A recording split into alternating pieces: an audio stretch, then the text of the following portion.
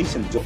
Incidentally, we have several more stories. The legislature was carefully crafted to 22.2% inflation rates as of April this year. What does that say about where we are as a country? I think Nigeria has resorted to being resilient. Before you call a police station, before they even leave, they'll take permission from. I don't think there's really anything on ground to improve. The struggle, the ASU strike. You have done your work, you have put us to the wall.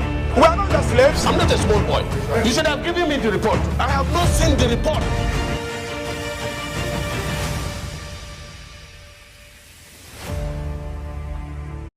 All right, welcome. It's another time with Africa's Finest Breakfast Show, Global Morning on Global Television. My name is Anthony Momodu, welcoming to the 17th day of July 2024. We're so glad to be part of your lives this very beautiful day. And indeed, we're geared up to ensure that your day is truly amazing by giving you all the big stories making the rounds on the global scene and also in the African continent where we dwell, and also not forgetting Africa's biggest black nation, Nigeria. A lot of issues playing out. And I'm not alone, someone who has the knack of making things look so easy even when they're difficult. She says women have got that gift. Jemima Manson, good morning. Good morning, Anthony Momodu. How are you doing today? Doing great. All right. Funny enough, when you were doing the introduction, I was wondering, God, please don't mix up the dates. Know that today is 17th. I was praying. You know, you don't know maths, right? No, I don't know money when it comes to calculating money, but I know the numbers. All right, to each and every one of you out there, it's a beautiful, cloudy morning. I think it's about to rain. And good morning. Of course, I am Jemima Manson, and it's great to be here on Global Morning. Of course, we have lots of exciting programs when it comes to segments back to back, and we'll be talking about, we will have taste and texture, and of course, business and the likes with the AM news and then some sporty activities, and then of course the first and second discuss of the day. And hey, tomorrow is the 18th, the launch of Global Television, our channel 365 on DSTV. We're so excited. Congratulations to our MD, of course, not the person that Dr. Now you're stuttering. The excitement is there. I'm excited. Congratulations to, like I mentioned, you know, when we got the news and we were talking about it, and I said, our MD has taught me what it means to be determined, what it means to go get what you believe in. That's a kicker for me. All right. Congratulations to him and to every one of us on Global Television. All right, we've got the 12 disciples of Jesus Christ. There's one called Thomas. He was always waiting, and even when he was told to put the finger through the hole where Jesus Christ was nailed, he still kind of had that apprehension. And in football, this what you call keeping your feet on the ground so you don't get too excited. You just pretend like it's not coming so you don't get overwhelmed. We know it's coming. We're excited. No, it's coming, but you just pretend like it's not coming so you don't get overwhelmed with joy. So that's different strategies, but we're actually amazing. We're happy to. 1 year, we're making history, just like Spain made history. They've got the youngest scorer in the European Championship. So Nigeria, Global Television making history.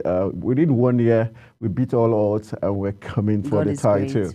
And like you rightly pointed out, one man has led the squad, and indeed, he's become history. Talking about Ibrahim Biu, all kudos to him for his doggedness. And even many times it looked like we're not getting there. Yes. He kept the push on and to the entire team. Fantastic team. Yes. And hopefully tomorrow we'll be rolling out the roll call of those who led the team to victory. Definitely. All right, as we celebrate ahead of just in the next 24 hours, we've got very interesting talking points from the building collapse in Plateau State. But the interesting thing is one of the stories we're looking at is talking about the Senate President, Godswill Akpabio, who hosted the governor of Plateau State, Caleb Mutfwang, and the entourage from Plateau State in his office. He talked about the need for enforcement of town planning rules to forestall the death of Nigerian children, future leaders in that building collapse in Plateau State. Very sad commentary, but what hurt me most in that report was the fact that after the Senate President made that talk, what we heard next from the governor was for me, disturbing, because what he was saying was, we are here for the public hearing of the repeal, really? for the repeal and the reenactment of the Mining and Geoscience Bill 2024. And I was like, okay. So the Senate President is talking about what happened, the death of kids. You are talking about that you want the university, because there's an institution in Jos that's already going on. We have a very viable department, University of Jos, the geoscience, geology and mining, because of the natural resources there.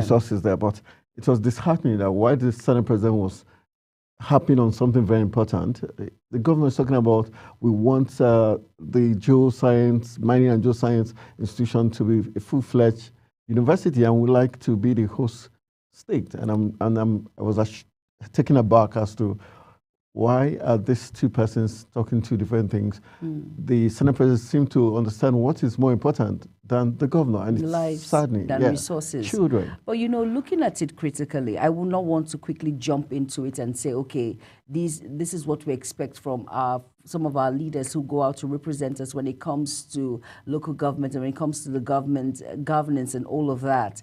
So I want to believe in my own mind that he was apprehensive, or he was just taken out on the edge, or will I say he was not comfortable or still in shock of what happened. So maybe he wants to deviate from that particular topic and talk about something else. It could be one of those he said things. That was the reason they came to visit the Senate President. Well, you heard what Opabio said there, and then we were talking about the town planning, and then he's talking about resources. Let's believe that he's still in shock. Let's not just jump into it and see how well this whole thing plays out. But I know where you're going to with all of this. I can't help but play the devil's advocate because that's what the story tells us. But we've still got some interesting talking points. Let's talk about a little bit of politics. Where 13 PDP governors, they headed to Enugu State for a meeting.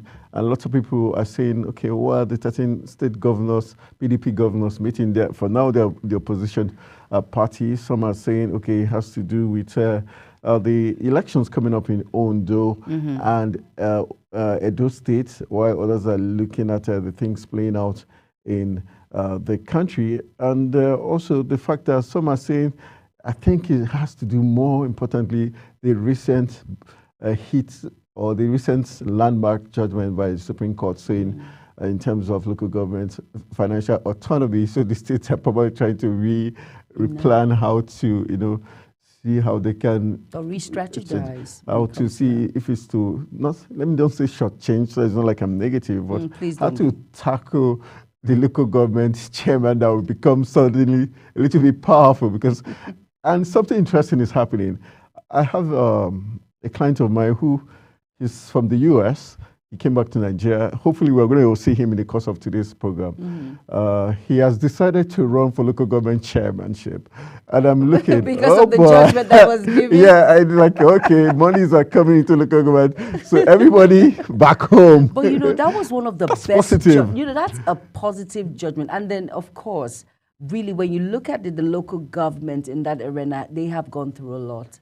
When you're in a particular position and you cannot act, you have someone who rolls the dice and tells you which way the dice should follow. And you have individuals, you have people who are looking up to you to be their voice, and you are in one place. You cannot. This is one of the best decisions ever. Don't you think you should be running down to Kogi State, go run for local government chairman? You win Are it you flash. kidding me? We were talking about billions coming into and you're controlling, man. I think I'm considering my career path now. Okay, oh God, okay, when it comes to money. But the thing is, that was one of the best judgments. I'm sure landmark judgment. When they come to local government, let's come to the local government. People will have reasons to go home now. Exactly, and of course, there's this assurance that the voice, whatever you say, is passed down, and it is being, it is put into place. It's not something like we need healthcare facilities or we need good education, and we're complaining that we do not have good water. I'm just giving instances, and it takes a long time. It has to pass through a process before it comes down. But now there is someone that is the voice of the people that goes out and not just saying it, but it is put into place. All right, as we celebrate the landmark judgment by the Supreme Court, and also, like we informed you, 13 PDP governors are meeting in Enugu currently. Last night, they were hosted to a night of fun by Peter Mba, the governor of Enugu State. We know that those of Bayelsa and other 12 states are already there, or your states also there in Enugu, as they get set for discussions on very key issues affecting their party. First of all, we know that the Bauchi State Governor, Senator Bala Mohammed, is their chairman. We've got Sim Fubara of Rivers is also there. Sheyi Makinde of Oyo is there. We've got Umo Eno of Akwa Ibom State is also there. Then Sheriff Oboruwere of Delta State is also there. Not forgetting Governor Godwin Obaseki of Edo State, Caleb Mufwan, Plateau, and Abu Kefas of Taraba, and Dauda Lawal of Zamfara, and Ahmed Fintiri, I like that name, of Adamawa State, is also there. All right, so while we allow the governors to do their thing, we're also celebrating today, the 17th of July. It's a very interesting day, the World Telecommunication and Information Society Day. Wow. That's our day. That's our day, telecommunication. But basically it has to do with the phones and all that. But communication is part of it. Yeah. But the thing is, yeah, it's because you have to talk into that phone for it to work. we had to communicate today with the phone in order to, highlight and know what we're up to. It's very important. Yeah, seriously. like the theme for this year says, building a sustainable future demands innovative thinking, action, especially in the digital world. It's very important. Where I'm not so much social media the stuff. digital world, but looking at it critically, it's worth celebrating, really. Yeah, communication is key in wherever sector you find yourself, be it in school, be it at work, be it in marriage, be it in the home, be it in politics. Communication is key. And, when you have to pass information from one person to another to communicate, it goes a long way. And we have various types of communication. We know the politicians to be very, very, we say slippery when they communicate. They have a very subtle way. From the truth. Yeah, and for the players, they have their own subtle way. Those in the media, we also know they are very skillful in making things look larger than life. There's what we call Chinese love in-house here. We know someone who is very good at doing Chinese love. Why are you looking like, are you guilty? I'm not guilty. I'm just, no comment. No comment. Okay, for communication, but now we're looking at digital now. For you forgot one very important aspect of communication. I know we're talking digital. Or communication when it comes to spouse, when the woman wants to collect money, she communicates and he knows night, what to do. They know the time of the day to do Of course, she just tells him, the language. Give me the money. That's it. That's communicating to make her happy. They say happy life, happy wife, happy life. But that's not fair. It is. Why has everything has? If it doesn't go your way, you're in trouble. This is WCW, Women Crush Wednesday, celebrating women who are in high position. I almost forgot. We have to celebrate women every time, women who have made impact in our society. We see them I think they make impact wherever they are. Everywhere. We must hammer on it. We must never stop. But don't you think probably this could be a time for women to take hold of all the 774 local governments? If we could. But I think it's an agenda you guys can push. And believe we will make an impact. But for the fact that we have the men who are up front, who will definitely make waves and make impact, you have our support. All right, so we're happy. We're also having fun. Not forgetting, we're still very excited and looking forward for this 24 hours to go by so that we can run into the 18th of July, historic day where we'll be hitting the globe in style. Yes. All right, it's time for us to... Are you going there? Yes, we're going into the kitchen at about this point. Anthony has been... Taste and texture. Okay, calm down, Anthony. I got this. All right, up next is taste and texture. And yes, Jumai Manson will not be telling you what we are having today on Taste and Texture. You just have to get your pen and paper, sit back, relax, and let's listen. Up next, like I said, is Taste and Texture. Chapatis are made using a soft dough with comprising flour. Hello and welcome to another amazing episode of Taste and Texture. I'm Fatimi Abba Umar. Today we'll be making a unique recipe, chapati and curry chicken. Chapati, also known as roti, is a type of unleavened flatbread originating from the Indian subcontinent. It is made from whole wheat flour and is a staple in many households. Here's a simple recipe to make chapati at home. The ingredients needed for chapatis are 7 cups of flour, 1 tablespoon of salt, 2 tablespoons of oil, 8-gram butter, 1 tablespoon sugar, 3 to 4 cups of warm water, adjust as needed. And for the curry chicken, onions, garlic, curry, oil, chicken breast, black pepper, cream, and salt. And now let's get busy and make it. In a large mixing bowl, combine the flour and salt, sugar and butter, and mix well to combine. Gradually add water to the flour mixture, mixing with your hand or a spoon until the dough starts to come together. Knead the dough for about 10 minutes until it is smooth and elastic. The dough should not be too sticky or dry. Adjust the water or flour as needed. Cover the dough with a damp cloth and let it to rest for at least an hour.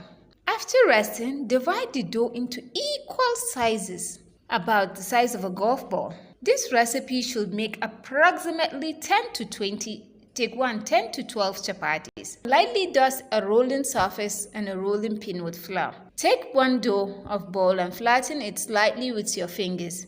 Dust it with a little flour to prevent sticking. Roll the dough ball into a thin round disc about 6 to 8 inches in diameter. You can measure it the way you like. Add a little butter to it. Roll and flatten it with a rolling pin. Try to keep the thickness even throughout. Let it not differ. Heat a frying pan or a flat skillet over medium-high heat until it is hot. Place the rolled out rotis on it and spread some butter on it and flip on both sides. Press the chapati gently with a cloth or spatula to help it puff up. Flip it again if needed, ensuring both sides are cooked well and have a golden brown spot. Remove the chapati from the pan and place it in a container lined with a clean cloth. Cover it and keep it warm. Repeat the process for the remaining dough balls. Chapatis are best enjoyed fresh and warm, served with curries, vegetables, and any sauce of your choice, or lentils. They are versatile and can be paired with almost any dish. Enjoy your homemade chapatis. Let's make the chicken curry. In a frying pan, place a little oil and add some chopped onions, chopped garlic, a pinch of salt, and some ground black pepper. Cook all ingredients, allow it to heat while stirring continuously. After 5 minutes, add tomato sauce and some curry powder and continue stirring and cook for another 5 minutes. Cut into small bits the chicken breast and season it. Now add the chicken breast to the ingredients. Continue to stir so it mixes with all other ingredients. Cook for additional 2 minutes over high heat. And now add the cream to it, which gives it a creamy touch. Stir to mix all ingredients together. Now cook for 5 minutes over low heat. And now the chicken curry is done and ready to be served and enjoyed. Enjoy your chapati and curry chicken alongside a chilled glass of fresh juice or water. Bon appetit. That's all for now. Bye.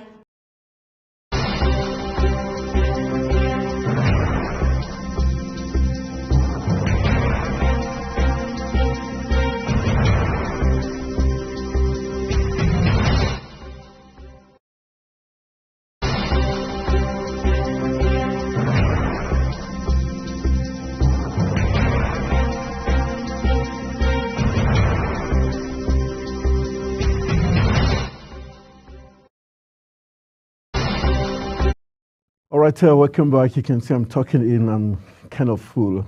Those pancakes. Delicious, right? Yeah, delicious with lots of... the sauce. That's the chicken sauce. Yeah, it makes you feel like you're eating chicken in pancakes. But yeah, of course. Nice, and you step it down with a glass of water, not tea. Of course.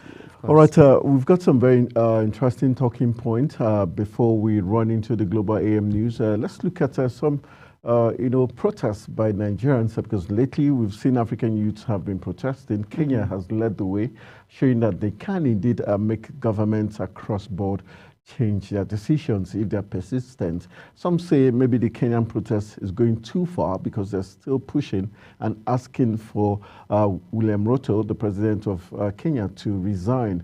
That's a big call, but let's see how that's going to succeed. But meanwhile, right here in Nigeria, Dynamic Ambassadors for Social Transformation and Orientation Initiative, a group, has decried the continued maltreatment of Nigerians in diaspora, stressing the such situations was becoming alarming. The group took its cry to the headquarters of the Nigerians in Diaspora Commission, NITCOM, in Abuja, concerning the general maltreatment of Nigerians citizens abroad, but more specifically concerning the continued detention of a Nigerian cleric, Pastor Benjamin Igbaji, in Benin Republic on the charge not substantiated. Reports say Nigerians staged a protest in Benin Republic Embassy in Abuja recently to register their displeasure over the circumstances surrounding the detention of the pastor, urging the Nigerian government to intervene in the matter and also look into several cases of xenophobic attacks against Nigerians. But I realize, like, Nigerian diplomatic offices across, okay, for the ones I've noticed, like one I noticed in Vietnam, they seem to be powerless in those host countries. But because even when I went to the embassy, Nigerians didn't attend to me. It was Vietnamese that were attending to me. At a point, I was like, I didn't know Nigerians inside. Even for the ambassador or the office person in charge, it was hard for him to come out to talk to me as a Nigerian, and it was very displeasing, the fact that you couldn't. And they kept saying they do not have powers, like they already. I'm twisted by the host country, and it's very funny because in Nigeria we notice the foreigners seem to have a lot of leverage and they can do and undo, but Nigerians in their host countries seem scared or timid. And well, you know what, Anthony, if you look at this critically, who would you blame? For me, I will blame the Nigerian government. We should have reps in all of these foreign countries to represent us as Nigerians. It's very important. Like you said in Vietnamese, you shouldn't have a Vietnamese come in to attend to a Nigerian. What do you understand? What do you know? What I cannot confide in you, even if the person is found guilty as charged. But the thing is, if things were well put in place in Nigeria, would you see most of us running to other foreign countries to get? Well, because if you look at it, most of Nigerians who are outside the shores of Nigeria for greener pastures. For greener pastures. Look at our health sector, for instance. You see what's happening with our doctors and nurses, health workers, they're out. And yet, this is the kind of treatment they get, maltreatment in some of these countries. So I think Nigerian government needs to do more. We need more reps in all of these countries in order for us to get the right judgment. Is very important. Very important, because I think towards the late 80s, and 90s, we did see Nigerian footballers suffer the same thing. Oh, yes. Where because they take themselves out for trials, the clubs, undervalue them and pay them and give them less and give them long deals that makes it's really difficult for them. But when you're in Nigeria and the club comes down to Nigeria to sign you on, the host club in Nigeria makes more money, you're more respected, you give me a better contract. So I think the government has to do more. The government has to do more. So that other countries can also respect their own citizens. And I'm talking about the xenophobic attack. You know, it's something that has lingered for a long time now. You know, in South Africa, the issue. African countries, I don't know why they don't seem to, love Nigerians, or they're scared of how creative and the lot of swag Nigerians got. It's like everywhere we go, we take the shine, and I think that displeases lots of African countries. It's very displeasing when you want to take the whole shine, when you go to a foreign land and you want to show yourself that you're in Nigeria. No, but it comes it comes naturally, right? Naturally. But that's what it is. But I'm sure the Nigerian authorities, of course, government, we need to play a key role when it comes to issues like this, especially in embassies, especially in places where Nigerians are outside the shores of Nigeria, to ensure justice is done. Like, look at the pastor that has been detained for a while now. If he had a rep, I'm sure he would have been out. One of the accusations is that, like the report said, it was not substantiated, but one of the things they're looking at is the fact that he's too popular in Benin Republic. His church is very large, so probably other pastors has been intimidated by him. So just set him up, and so very sad commentary. We hope that Abike Biri Erewa would be able to come into the picture. She's done great job already. Yes, we expect her to do more and set Pastor Benjamin free and bring him back to Nigeria. And let's not forget, at about this time, we have the AM News coming right now. And then immediately after the AM News, we'll quickly go into business. Yes, it's Global Morning on Global Television. Stay tuned. Welcome to Global Morning. The death toll from flooding. Most time our politicians just bring in policies too, for sure. Incidentally, we have several more stories. The legislature was carefully crafted to 22.2% inflation rate as of April this year. What does that say about where we are as a country? I think Nigeria has resorted to being resilient. Before you call a police station, before they even leave, they'll take permission from I don't think there's really anything on ground to improve. the struggle, the ASIS strike. You have done their work and put us to the wall. We are not the slaves. I'm not a small boy. You should have given me the report. I have not seen the report.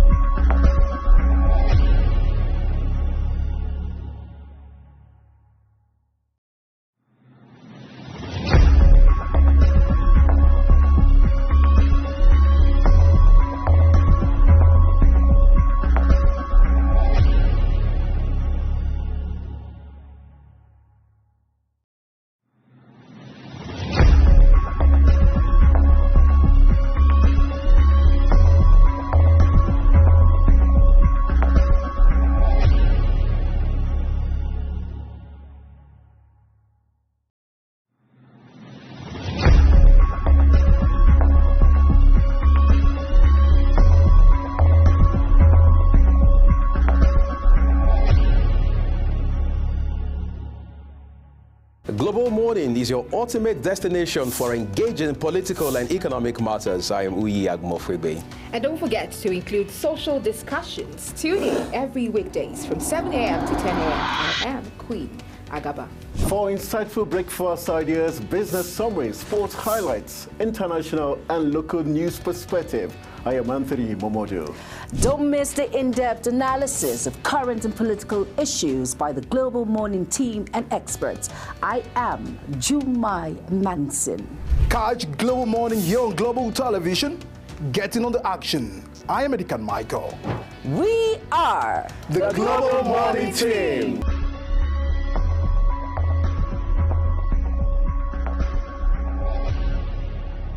For an insightful idea that takes the center stage and the conversation that gets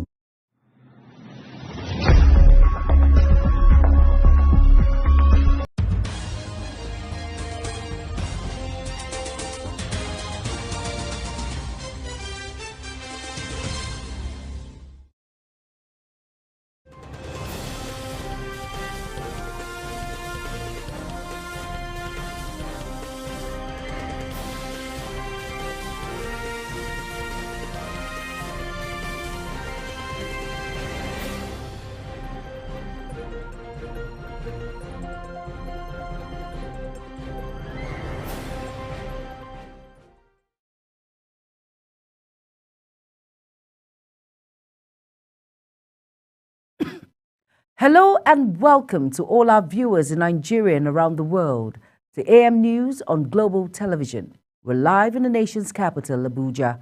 I am Jumai Manson. Now the news in full. The management of Global Television has paid a courtesy visit to the Nigerian Television Authority as part of efforts to establish collaboration. Managing Director and Chief Executive of Global Television, Dr. Ibrahim Biu, stated his comment to contributing to the peace and development of Nigeria through the media. Queen Agaba has the rest of the story. The Managing Director of Global Television, Ibrahim Biu, paid a courtesy visit to the Director General of the Nigerian Television Authority at the NTA headquarters in Abuja. The visit aimed to foster stronger ties between the two media organizations, explore potential areas of collaboration, professional assistance, and to tap from the wealth of experience of the NTA. We pay a courtesy call to NTA knowing fully that NTA is the epicenter of broadcasting industry, not only in Nigeria but in Africa. Thank you very much. So we feel that we need to have a touch with you as a big brother to advise us in the industry, to see the area of cooperation, to see the area of support, and to see how we can move together. In response, the Director General, NTA, Salihu Abdulhamid Dembos, represented by the Managing Director, News, Ayodele Adewuyi, assured Global Television of its support and cooperation in areas they deem fit. Describing Global Television as one to be reckoned with, Ayodele urged the management not to hesitate in contacting NTA for assistance. This is a good tidings for the broadcast world in Nigeria, and I want to believe that with your dedication, commitment, and with the help of Almighty Allah, we succeed. And Global Television will be one to be reckoned with in the media space. Please, feel free to contact us anytime. Areas that you may not have access to, that we will have access to, that area will, I think we'll be able to cooperate, exchange content, so that the benefit of the populace generally. Global Television, a news and current affairs station, has finalized plans to start their DSTV streaming service on Channel 365 and all multi-choice platforms from Thursday, 18th July 2024. Global Television, a news and current affairs station, has finalized plans to start their streaming service on DSTV, Channel 365 and all multi-choice platforms from Thursday, 18th July 2024. For Global Television, Queen Agaba reporting. The Group Executive Officer of the Nigerian National Petroleum Company Limited, Mele Kyari, says President Bola Tinubu has given marching orders to the Chief of Defense Staff, General Christopher Musa, to curb oil theft and vandalism in the Niger Delta region within the shortest possible time. According to him, the menace has become a national issue that needs to be surmounted to boost oil production in the country. Speaking to journalists at the Defense Headquarters in Abuja following a meeting of all security intelligence agency heads convened by the Chief of Defense Staff, Kyari stated that achieving that desired economic stability will be impossible without curbing oil theft and other crimes in the Niger Delta region. The Chartered Institute of Taxation of Nigeria has welcomed the Supreme Court verdict affirming the financial autonomy of local government in Nigeria. The Institute lauded the verdict in a statement signed by its acting registrar and chief executive, Afolake Oso, noted that the ruling of the Apex Court would drive improved governance and development at the grassroots levels. The Institute says it believes the judgment will promote fiscal federalism and the autonomy at the subnational level, thereby enhancing delivery of democratic dividends to the populace. A high court of the Federal Capital Territory, Maitama, has refused an application by the former governor of the Central Bank of Nigeria, Godwin Emefiele, to be granted permission to travel to the United Kingdom for a checkup. Emefiele is being persecuted by the Economic and Financial Crimes Commission before on an amended two-count charge bordering on procurement fraud, obtaining by pretense, and forgery while he held sway as governor of the Apex Bank. At the resumed hearing on the application for medical leave, the trial judge, Justice Hamza Muazu, held that Emefiele failed to supply sufficient reasons to show that the medical trip was essential and unavoidable. Over now to the Kano State Independent Electoral Commission has fixed 19th October as the date for local government election across the state. This followed the Supreme Court judgment of last week that declared the caretaker committee running the affairs of local government areas in the country illegal. Subsequently, the federal government says the allocation to these local government areas without elected officials will be withheld as the Joint Allocation Account Committee is no longer recognized under the law. Lagos State Governor Babajide Sanwo-Olu has announced a farewell gift of 100,000 naira for each corps member departing the camp and a sum of 100 million naira for the NYSC support staff. This pledge was made during his address as a special guest of honor at the NYSC Passing Out Parade closing ceremony for the 2024 Batch B. Stream 1 core members held at the NYSC orientation camp in Iyanokpaja. Governor Sanwo-Olu also announced a 5 billion naira pledge towards the construction of a permanent site for the National Youth Service Corps orientation camp in the state. Kano State House of Assembly has passed a bill into law for the establishment of the second-class emirate in the state. It had been reported that the House took the first reading of the bill before embarking on recess, which they resumed. After the second and third reading of the bill, the Deputy Speaker, Mohammed Butubutu, moved for his adoption and passage during his plenary presided over by the Speaker, Jibril Falgeri.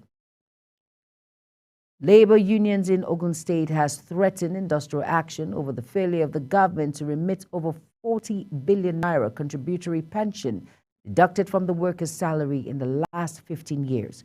The unions, which include the Trade Union Congress, Nigerian Labour Congress, and Joint Negotiation Council, disclosed this in a letter written to the governor, Dakpo Abiodun, alleging that despite setting up a committee on the continuous issue in October 2022, the state government has refused to make the report of his committee public.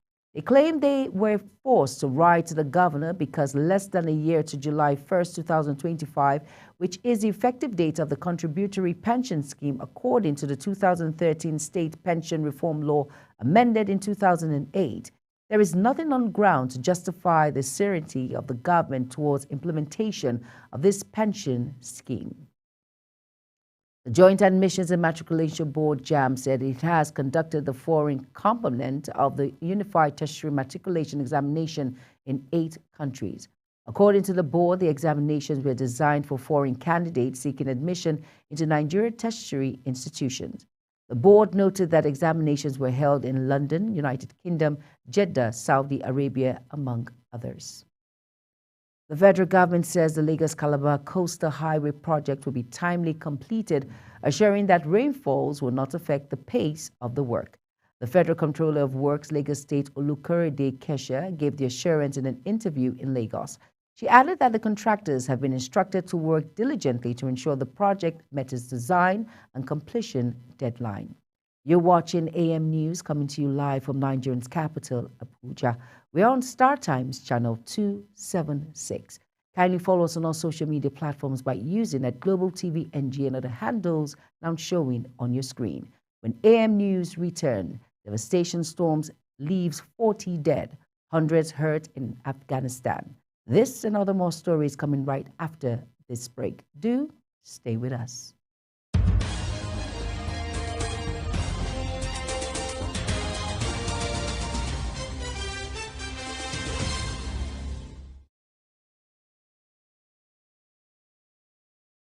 Are you ready to be entertained like never before? Get ready to dive into the latest and greatest entertainment news in lifestyle, music, movies, birthday celebration, and so much more, all on Entertainment Circle on Global Television. From the hottest red carpet event to exclusive interviews with your favorite stars, we've got you covered. Stay up to date with the latest trends and news from the entertainment world, all in one place. Tune in every Saturday by 1 p.m. with Chung and Emil Joseph on Global Television. In an ever-busy world, the increasing challenge of keeping track of health matters can be extremely demanding. Follow the latest health tips and trends on Health Guide on Global Television on Tuesday at 3 p.m. Health Guide on Global Television. Put your health first. Global Morning is your ultimate destination for engaging political and economic matters. I am Uyi Agmofwebe. And don't forget to include social discussions. Tune in every weekdays from 7 a.m. to 10 a.m. I am Queen Agaba. For insightful breakfast ideas, business summaries, sports highlights, international and local news perspective, I am Anthony Momodu. Don't miss the in-depth analysis of current and political issues by the Global Morning team and experts. I am Jumai Manson. Catch Global Morning here on Global Television. Getting on the action. I am Edikan Michael. We are the Global Morning team.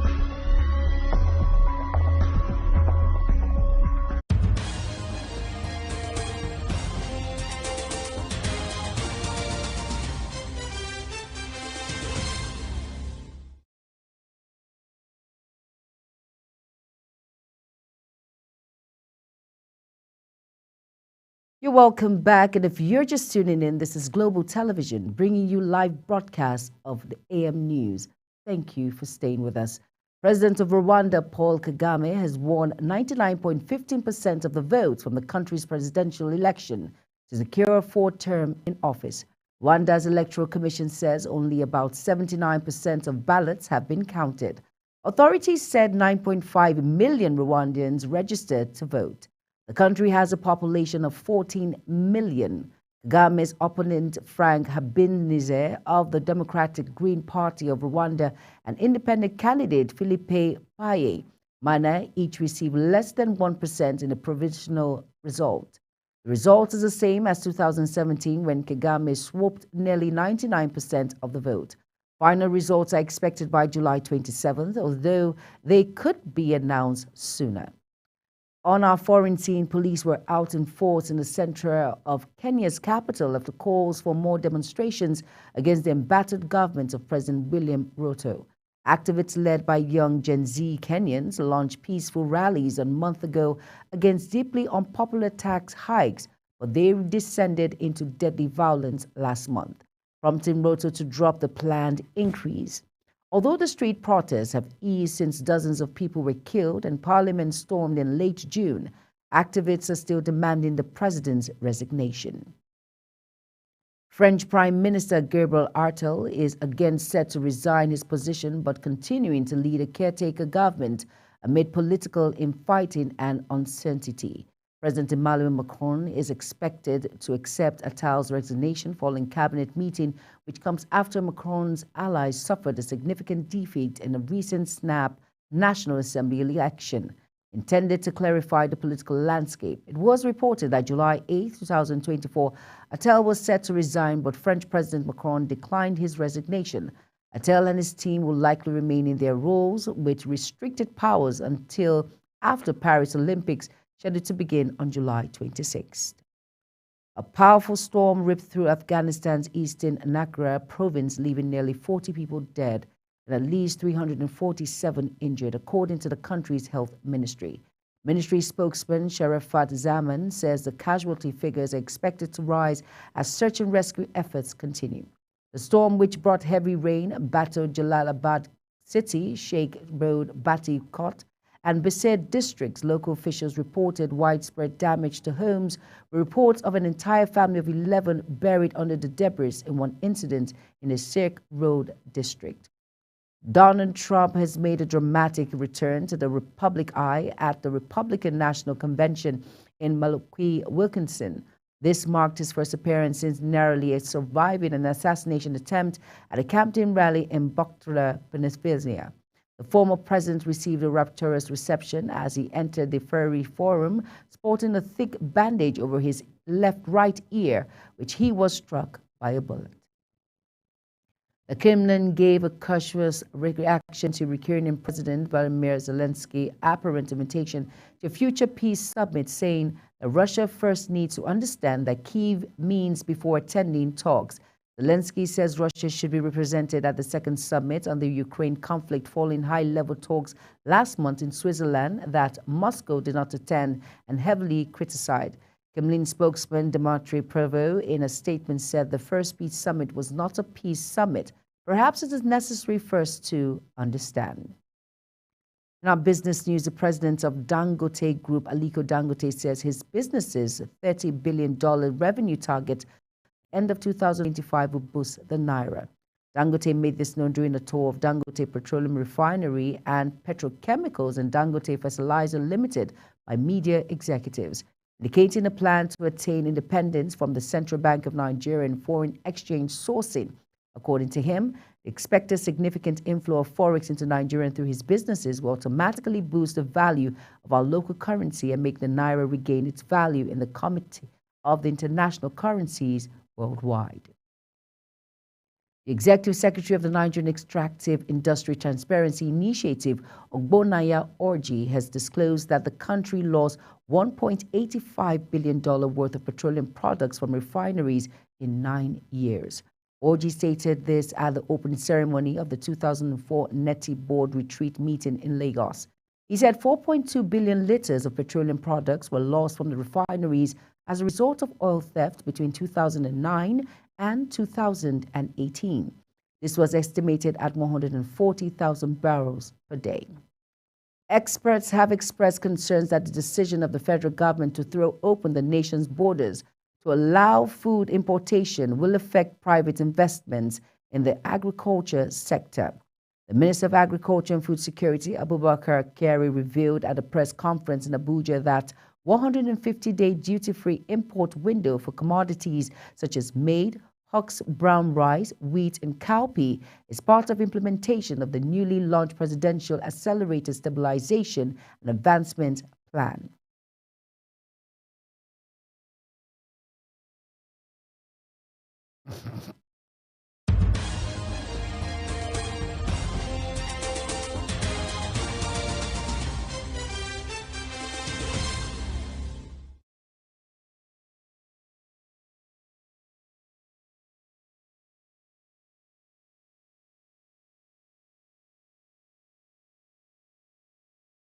Over now to detain Benaz Holding Limited executive Tigran Gambaryan, who was brought to the Federal High Court in Abuja, seated in a wheelchair. Gambaryan, however, stood up from the wheelchair and walked slowly into the dock when the matter was called for continued hearing. Economic and Financial Crimes Commission lawyer Ogbechi Ujam told the court that though the matter was scheduled for continuation of trial, the commission's lead counsel Ekele Ihanacho was not in court. The federal government has sought the assistance of the World Bank for $50 million to support state governments in the installment of solar plants and infrastructure upgrades. The Minister of Finance and Coordinating Minister of the Economy, Wale Odun, advanced conversations on the initiatives where he met with the World Bank delegation in Abuja. The team was led by the country director for Nigeria, Indiame Diop, while the special advisor to the President on Energy, Molu, was in attendance. In sports, President of the Nigerian Football Federation, Ibrahim Gassau, has dismissed reports that France women's national team coach Herb Renard is being considered for the Super Eagles job by the federation. The Eagles have been without a head coach since Finidi George resigned in June. Finidi quit his role as head coach of the three-time African champion following the NFF announcement that they will appoint a foreign technical advisor for the team. England manager in Euro 2024 Gareth Southgate has resigned from his role as head coach. Sports journalist Fabrizio Romano announced in his via X handle. Southgate said as a proud Englishman, he has been the honor of his life to play for England and to manage England. It has meant everything to him and will give it all. Colombian Football Federation President Roman Jarun has been released on bail following his arrest at Copa American final, according to videos published in Colombia media. The Miami-Dade Country Police file indicated Jarun has been arrested on charges of assault on officer employees at Hard Rock Stadium. Security guards refused Jarun access to the field with his son and other family members for the award ceremony after Argentina defeated Colombia 1-0. A scuffle broke out and Jarun and his son were arrested. Kylian Mbappe have been unveiled as a new Real Madrid player at the Santiago Bernabeu Stadium in Madrid. It comes as the 25-year-old completes his free transfer from the Paris Saint-Germain after his contract expired. Mbappe was unveiled sporting the iconic number 9 jersey that famously has been worn by legends of the club since, such as Cristiano Ronaldo, Karim Benzema, Ronaldo, Javier Savola, and Roberto Soldado. The French Football Federation plans to complain to FIFA about the alleged racist chants from the members of Argentina's Copa America winning team. The chants were heard during a live video posted on social media by Chelsea and Argentina midfielder Enzo Fernandez from the team bus in the wake of Copa victory over Colombia in Miami. Some players, including Fernandez, sang a chant that dates back to the 2024 World Cup final that Argentina won against France that targets France star striker Kylian Mbappe and includes alleged homophobic insults. A 24-year-old Nigerian man, Oside Oluwale, known as Coded, has set a new Guinness World Record for the longest video game marathon playing a soccer game. According to Guinness World Record, in a record via its website, Oluwale played for an astonishing 75 hours, far surpassing the previous record of 50 hours held by Englishman David Whitfoot since 2024. The biochemist turned car dealer from Ijebu-Ode chose Dream League Soccer 2024, a mobile game he's been passionate about since 2016 for his record attempt. And now, as we end the AM News, let's take a quick look at our top stories again. We brought to you that President Tinubu has directed Defense Chief to curb oil theft in Niger Delta. The Business Extractive Industry Agency has revealed that $1.8 billion fuel stolen from refineries in 9 years. And our foreign team president of Rwanda, Paul Kagame, has secured 99% of votes in the country's presidential election to win 4th term in office. And finally, in sports, we told you that Nigerian gamer has shattered world record with 75-hour video game marathon. And that's it on AM News, and it came to you live from Nigeria's capital, Abuja. We are on Star Times channel 276. Kindly follow us across all social media platforms by using the Global TV NG and other handles now showing on your screen. I am Jumai Manson. Thank you for watching. Good morning.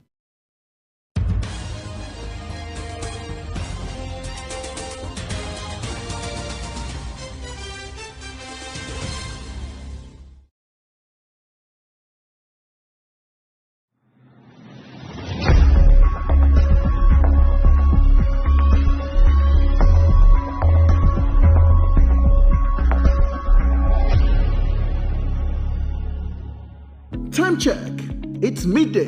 Then it's Midday Discourse. Midday Discourse is a program that covers trending local and international news, current issues, and human-related topics. Join Samuel Odi weekdays 1 p.m. on Global Television. The discussion starts here. Get a shot in. Squares it into the back. It's time for sports' biggest moments on Global Television. The headlines, scores, breaking news, and commentaries on sporty events. Talking with the biggest players, strikers, and about the slam dunks and goals, stunning saves, near misses, and upsets. Let's talk about the greatest home runs, comebacks, knockdowns, and victories. Talk sports with the king of sports, Anthony Momodu. Weekdays, 10 a.m. Don't miss out.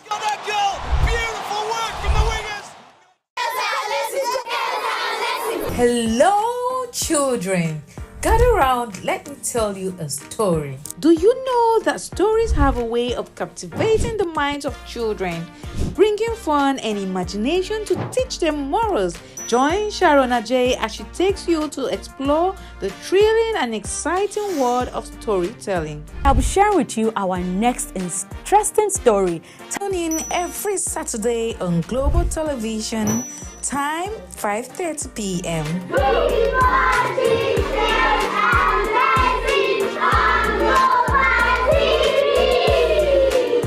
Is the desk on Global Television? Nigeria. Come join Anthony Momodu on television's most compelling and facts-finding talk live show. We are definitely. Can we not say that dynamic because that this country gets it right? Who are these bandits? It's the Dex on Global Television, where we analyze and dissect storming issues and commentaries in the world's biggest black nation, Nigeria. Who is being held accountable for this money? The eyes have it. We stay and decide policies and reforms on the Dex. Tune in Mondays to Fridays, 5 p.m. to 6 p.m. on Global Television. Let's stay on the Dex. Global Morning is your ultimate destination for engaging political and economic matters. I am Uyi Agmofwebe. And don't forget to include social discussions. Tune in every weekdays from 7 a.m. to 10 a.m. I am Queen Agaba. For insightful breakfast ideas, business summaries, sports highlights, international and local news perspective, I am Anthony Momodu. Don't miss the in-depth analysis of current and political issues by the Global Morning team and experts. I am Jumai Manson. Catch Global Morning here on Global Television. Getting on the action. I am Edikan Michael. We are the Global Morning team.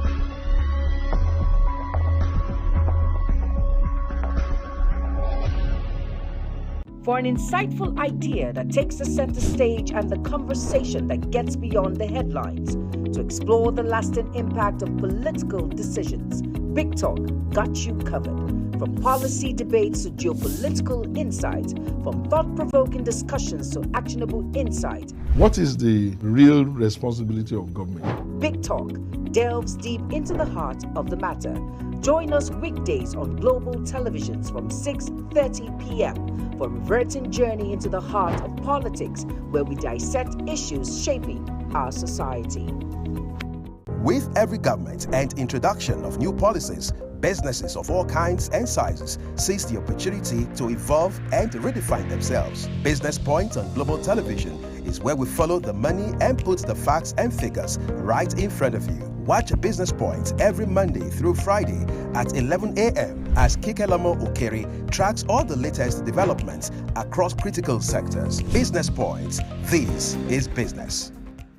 Are you ready to be entertained like never before? Get ready to dive into the latest and greatest entertainment news in lifestyle, music, movies, birthday celebration, and so much more, all on Entertainment Circle on Global Television. From the hottest red carpet events to exclusive interviews with your favorite stars, we've got you covered. Stay up to date with the latest trends and news from the entertainment world, all in one place. Tune in every Saturday by 1 p.m. with Chong Annabelle Joseph on Global Television. In an ever-busy world, the increasing challenge of keeping track of health matters can be extremely demanding. Follow the latest health tips and trends on Health Guide on Global Television on Tuesday at 3 p.m. Health Guide on Global Television. Put your health first. Get ready for it. Inside Today brings you issues relating to family, peer pressure, drugs, substance abuse, societal and topical issues making rounds. Join Jumaine Manson on Global Television Monday to Thursday and they repeat every Friday. Time 2 p.m. to 3 p.m. Don't miss out. Are you a food lover? Do you care about your health and nutrition? Are you interested in exploring the diverse culinary traditions from around the world? Then look no further. Introducing Lunch Global on Global Television, a show that takes you on a delicious journey through the world of food, nutrition, and diet. So, whether you're a seasoned foodie, a health enthusiast, or simply curious about the world of food, Lunch Global has something for everyone. Tune in Mondays to Fridays and let your taste bud take you on a journey of flavor, culture, and discovery on Lunch Global. Bon appetit!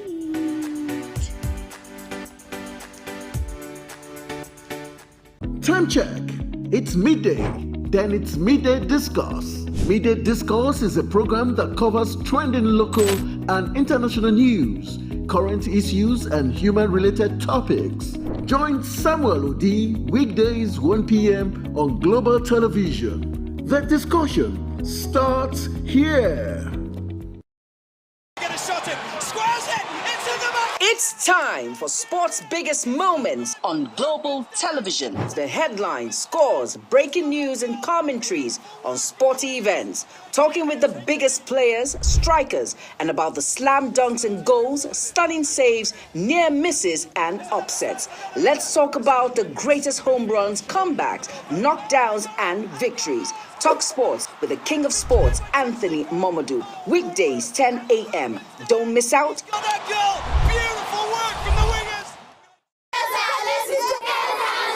Hello, children.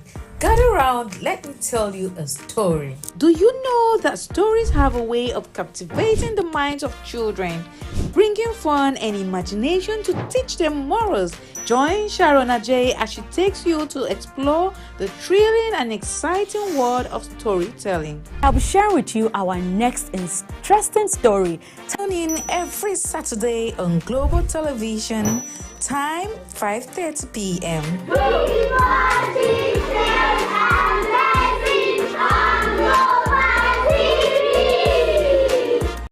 is the desk on Global Television.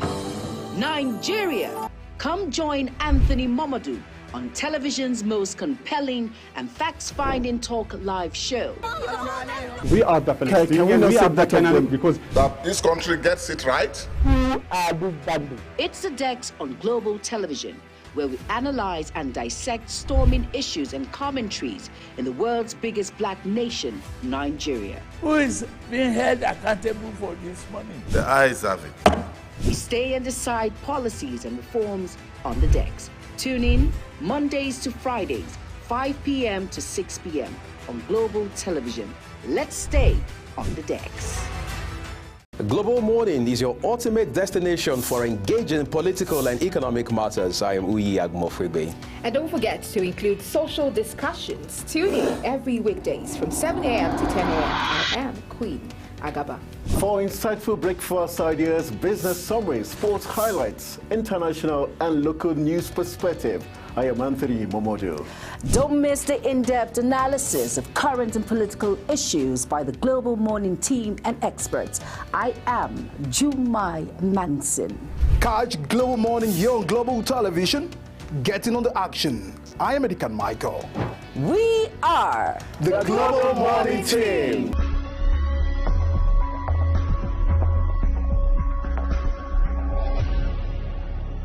For an insightful idea that takes the center stage and the conversation that gets beyond the headlines, to explore the lasting impact of political decisions, Big Talk got you covered. From policy debates to geopolitical insights, from thought-provoking discussions to actionable insight. What is the real responsibility of government? Big Talk delves deep into the heart of the matter.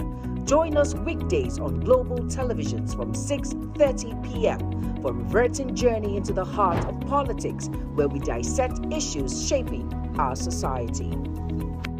With every government and introduction of new policies, businesses of all kinds and sizes seize the opportunity to evolve and redefine themselves. Business Point on Global Television is where we follow the money and put the facts and figures right in front of you. Watch Business Point every Monday through Friday at 11 a.m. as Kikelamo Okeri tracks all the latest developments across critical sectors. Business Point. This is business. Are you ready to be entertained like never before? Get ready to dive into the latest and greatest entertainment news in lifestyle, music, movies, birthday celebration, and so much more, all on Entertainment Circle on Global Television. From the hottest red carpet events to exclusive interviews with your favorite stars, we've got you covered. Stay up to date with the latest trends and news from the entertainment world, all in one place. Tune in every Saturday by 1 p.m. with Chung Animal Joseph on Global Television. In an ever-busy world, the increasing challenge of keeping track of health matters can be extremely demanding. Follow the latest health tips and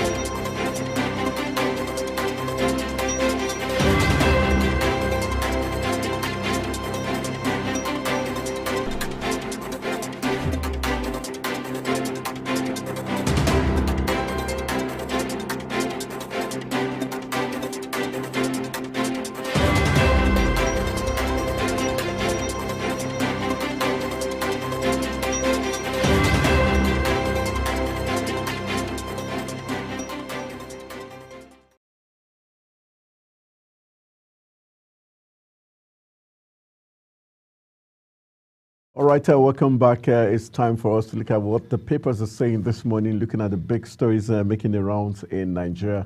And we've got lots of national dailies up for grabs and for review. We'll begin with the Blueprint newspaper. Let's see what the headlines are saying on the Blueprint. We've got for maximum output is the rider there. Tinubu orders Chief of Defense Staff to end oil theft and criminality in the Niger Delta. We're set to carry out President's directive, says Christopher Musa, talking about the CDS responding swiftly to the directive by Mr. President.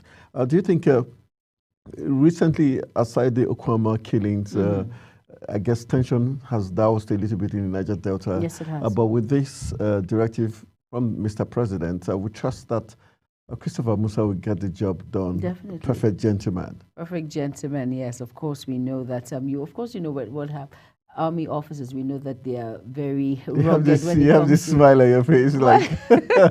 Why? I'm just telling you how rugged they are, and they get the job done. They deliver. So I am very sure. You make a fine officer. Me?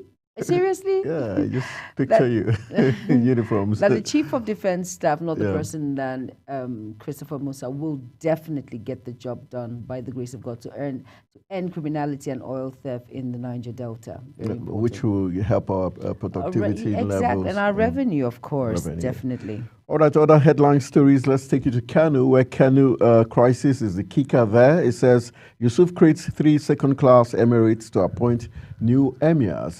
The back and forth of the Kano crisis still on, and I think this is a strategy. Right now, they're not saying deposed emirs now. What they did, they downgraded the emirs. So I think this is another ploy by the Yusuf government to ensure that they win that war between Ado Bayero, even though we had the court also coming out with a ruling some 48 hours back. So let's see how if this will be a fairer deal. Maybe it will be easier for Ado Bayero and his other emirs to swallow, knowing that it's just downgrading it. But I think the interference of emirs, it's not a good thing happening, because in Sokoto we also know the government has implemented another law that deprives the Sultan of Sokoto, Sahada Burk III, the right to appoint district heads and emirs, which for me I think is disturbing. Yes, it is. It is. But we just hope that the needful will be done with this latest development, and let's see how well this will actually play out. The most importantly for, I'm sure, every individual in these states is just for peace, for everyone to just get clarity on roles in which are put in place, and of course respect in which should be given to the individual. I think that's just it. It's just to save face. Will I say that in the Pigeon Palace there? But I hope the needful is done and the correct measures are taken in order to stop this tussle going back and forth, back and forth. Many people are really tired of it. All right, still with the Blueprint, we've got in the health sector comes the big headlines. NCDC records 3,623 cholera cases, and we've got 103 deaths in 34 states, including the FCT. Not a good one. We're first crying foul for, aside cholera, we also know that yellow fever is up and running, and big task for primary healthcare centers to tackle. Very big task. And of course, not just primary healthcare centers, we also as individuals, we have a role to play when it comes to our environs, when it comes to what precautionary measures are very important. So when we leave all of these things for the health sector or the health officials, they're not the ones only that are being affected. Individuals, the 34 people that have lost their lives, their families are affected. They're affected. Do you understand? So it's better for us as individuals to just have that awareness on how to take precautionary measures to fight these diseases. When it comes to keeping the environment clean, well-cooked meals, your hands must be washed. All of these things are very important, really. Very important. And from the health sector, let's go to another sector that's very important, talking about the education sector, where the minister says federal government has no plans to sell universities to private investors. That will be up in the ante. I guess if the federal government can, continue to fund the public universities and selling it out to private investors, wouldn't be totally a bad idea, even though what technically it might mean is going to be like it's only the elites or those who can afford it that will be able to go to those schools. But at least we'll get better teaching standards and equipment, very importantly, and also teachers or lecturers to say. All right, I think that's all we're going to pick from the blueprint. The blueprint. Let's move on to the next National Daily. Up next, we've got the Daily Trust. Yes, it's we up do. For the headlines for the Daily Trust. All right. Well, the kicker there, it says domestic airfares trump regional tickets. And then like that word Trump. Like the word Trump that escaped an assassination. But that's not what we're talking about right now. Definitely. So we're just talking about domestic airfares trump regional tickets. And of course, still on the dailies, we have after Supreme Court ruling, state government raised to conduct local government poll. All right, before we go there, the trumping, we've got Lagos to Abuja, 250,000, right? That's someone's salary. That's exactly. That's alarming. And it's alarming and it is scary, really. How much was it before to travel from Lagos to Abuja? There's this funny part of it. It's 250 within Nigeria. Then to go to Accra, Ghana, and our neighbors in the West African region, you pay 233. So what's the rationale? Is Nigeria within Nigeria further than going to Accra, Ghana? Well, I do not know. Or the cost of fuel, the A1 fuel, is that what they're looking at? I think maybe that's what they're looking at, but really, look, this is outrageous, like looking at it. You cannot even travel now. And some people that love to buy... And people are traveling like they're taking taxis to Metama, back it's not all. The airport is not as busy as it used to be, believe me. But some people still travel. I know, but this is outrageous, really. 250. And if the roads were good, if they were enough. Insecurity. Exactly. If the security was well tackled, the roads were good, and they were not scared of bandits, we were not scared of kidnappers. Yeah. Do you think how many people? It's fun to travel by road. Yeah, when I used to travel by road, it's really fun. You see all the trees. I heard you used to travel a lot.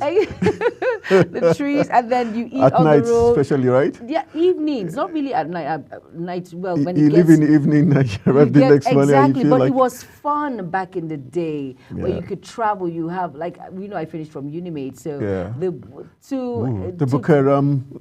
I'm telling you, yes, I think I traveled like thrice in my whole year there by road. But the thing is, it was fun, it was safe. But now you cannot try. Now, looking at the economic hardship in Nigeria, bringing out 250,000 naira, and let's look at a family of 5. We're talking about 1.something million naira. So this is. And I think aside the fuel, there's another reason that was given is the fact that there are shortages of aircraft in the industry. That's very disturbing.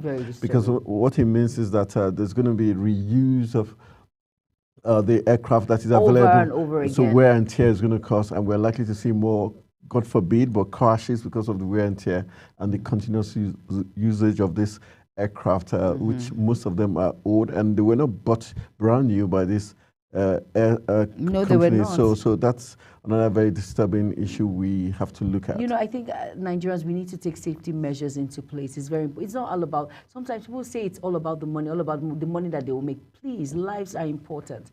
Sometimes safety precautionary measures needs to be taken because, God forbid, like you said, going back and forth, like an aircraft. I hope we get a professional who works in the aviation center that can actually tell us in a day how many times. Is there like a restriction that in a day? How many flights should shuffle an aircraft between, should go? It's very important we know all of these things. It's very, very important. So you know what you're getting yourself And even into. for the pilots themselves, How many times can they fly? the fatigue of flying.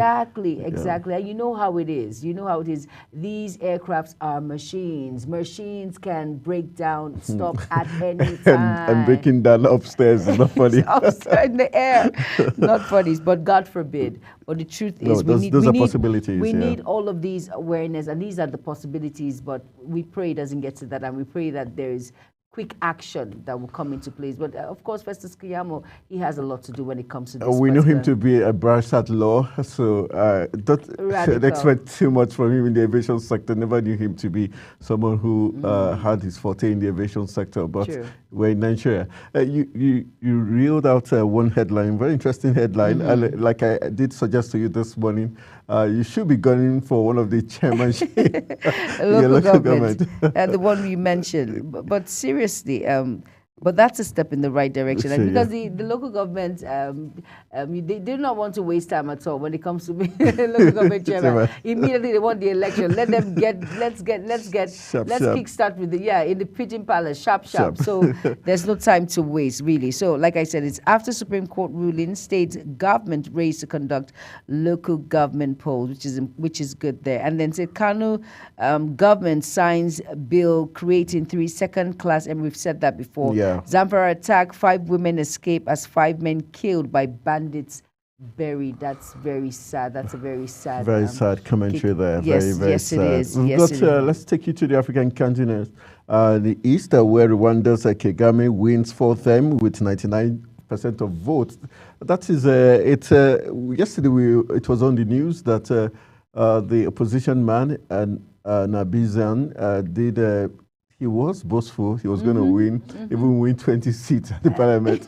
But Paul Kagame has shown him that I'm still the power of incumbency, 99%. That's a lot.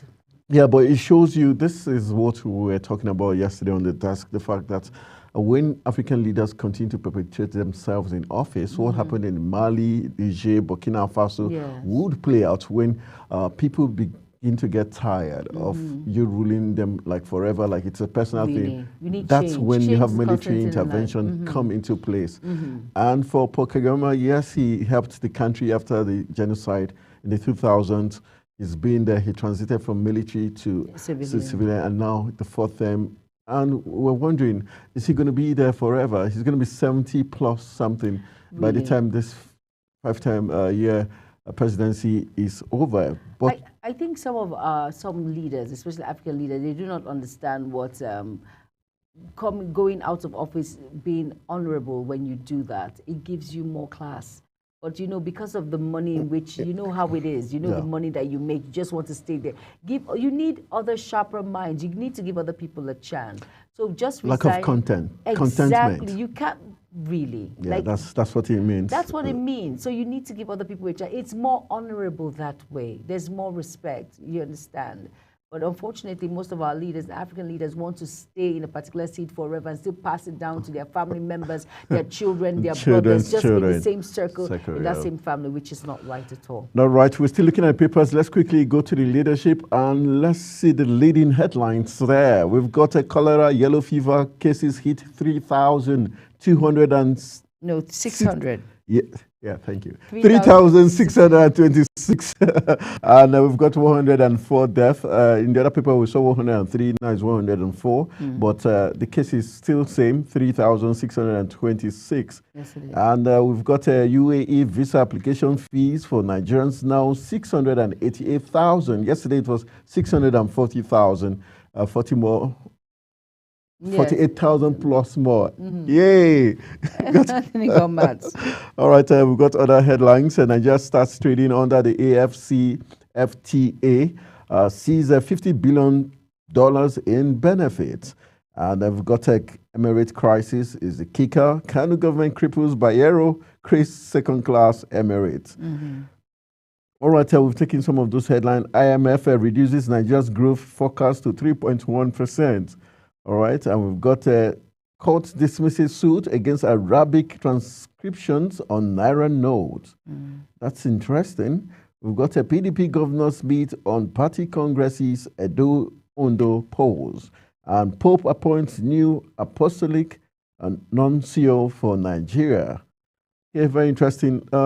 Anyone you want to dwell on? I want to look at this part that says, I know this is very sensitive, but I want to go. They want to court dismisses suits against Arabic inscriptions on Nigeria. Now we have something in common. But the truth is, really, I don't understand people.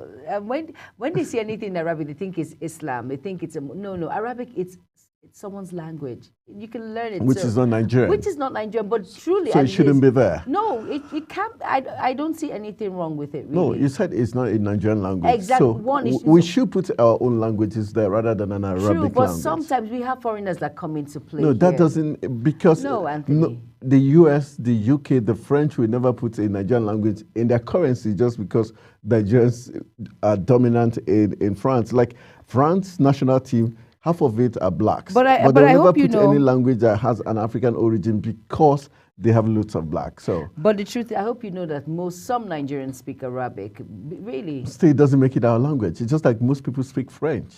Truly, but I feel we shouldn't make a mole out of it. We should, because that was why you chose it. That was why. All right, just on the lighter note, I think the Supreme Court knows best. Exactly. It's the highest level, so they're protecting our national interests. So exactly. Kudos to the Supreme Court. And I think you're part of them somehow.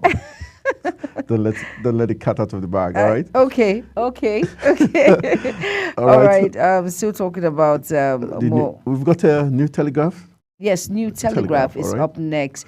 And we're looking at the headlines making waves on the New Telegraph. It says, Sergey to NAS, remove local governments from Constitution. Really?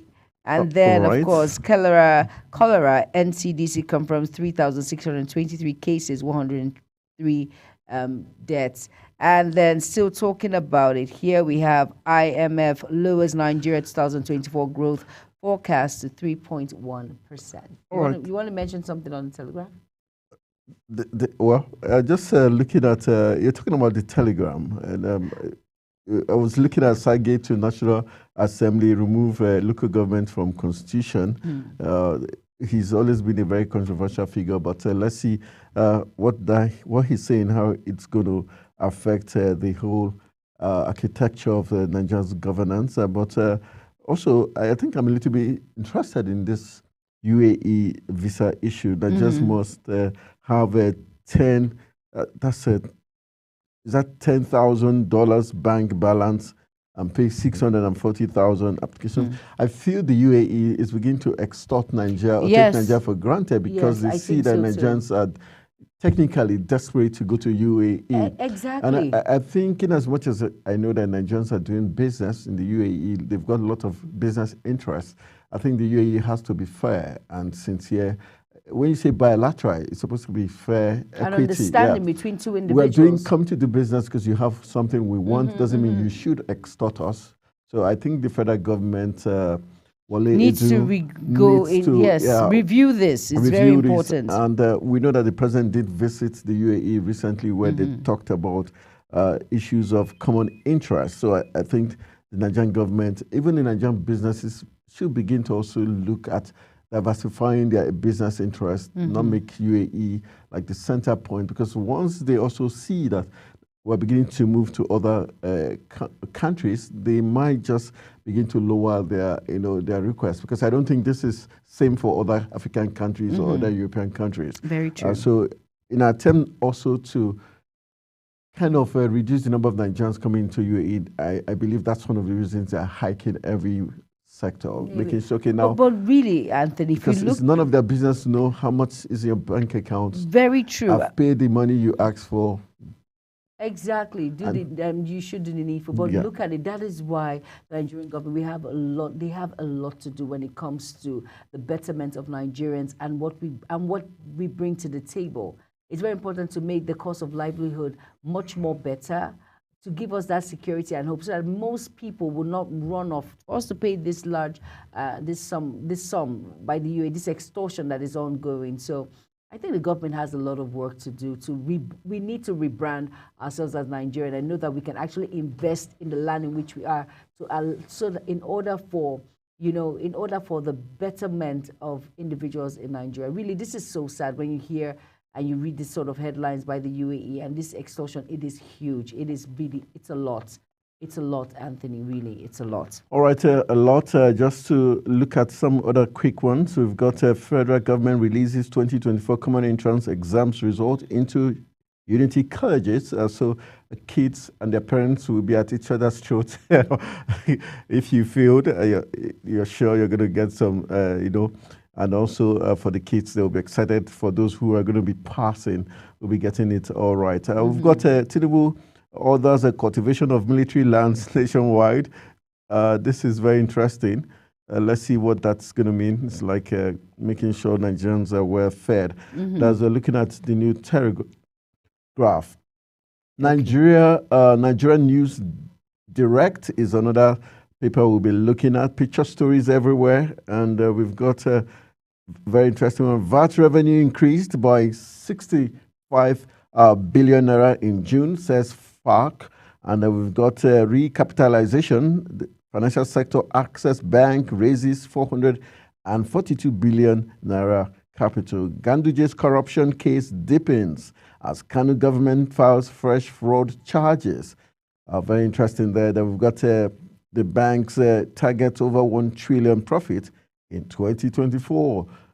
We've got economic hardship is the kicker. Tinubu loves Nigerians. Okay. Will do well for country. Remi Tinubu, okay, you expect that from the First Lady. We wish he can love us as much as he loves the First Lady. I think things will be quicker and faster. And if he loves us as much as he loves the old national anthem, things will be really fast because he made that thing come to fusion in a week or two. That was super fast, and we're hoping. Let's be hopeful. He loved Nigerians. Yeah, renewed hope agenda. The hope is still there. And you've got, you want to chew on any of this? So I want to talk on Zenith Bank targets over 1 trillion profits in 2024. Emoji. So people have to be careful. People really have a lot of deductions to come. In fact, you know, when you talk about all of these payments, these charges, it's really, really hard. Sometimes it's upsetting when you see all of that. Really, it's very upsetting. All right, this is going to be the last paper we're looking at as we be running into our discuss button. The last paper we're looking at the Punch. We've got some punchy headlines and really punchy. Local government autonomy, 13 states rush to hold council polls. I told you we're getting set, and yours might just be aiming for a shot at governance. So we've got minimum wage, Labour threatens 30-day strike, alleges plan to decentralize talks. Federal government warns 22 states on 5-day massive flooding, very disturbing there. NNPCL meets military and police to curb oil theft. And we've got picture story about Kenya. 1 killed, journalist shot in Kenya fresh protest. Court declines Emefiele's request for foreign medical trip. U.S. promises timely delivery of attack helicopters to Nigeria. All right, a very interesting, punchy headlines, really punchy, talking about minimum wage, Labour threatens 30-day strike, alleged plan to decentralize talks. I think that's the way to go, not just talk to the federal government, talk to other stakeholders. All right, that's how much we're going to take on the newspaper review segment. We'll be going for a very quick break. When we return from the break, we'll be talking to as regards recently, the Nigerian Football Federation visited the Minister of Interior, Tunde Olubunmi, talking about how they can increase the number of girl child in our correctional services using sport. So we'll be looking at how to protect the girl child, the causes of this increase, and also the solutions. We've got someone in the NGO sector talking about protection, girl child activists who will be helping us look into this matter after this break. Stay with us.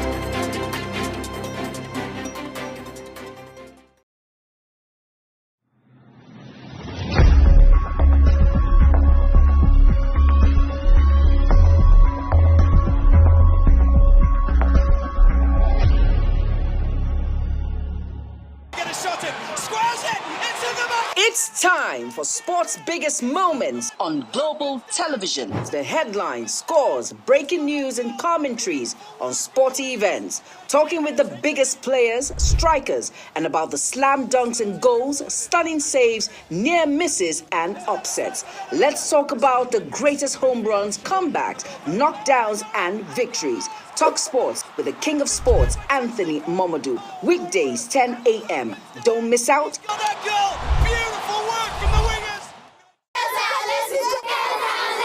Hello, children.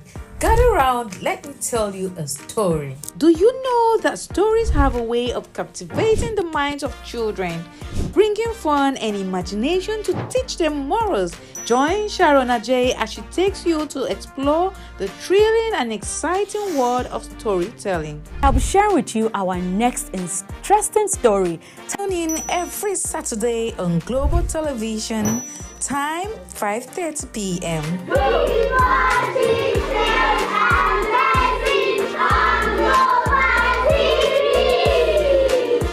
Is the desk on Global Television? Nigeria. Come join Anthony Momadou on television's most compelling and facts-finding talk live show.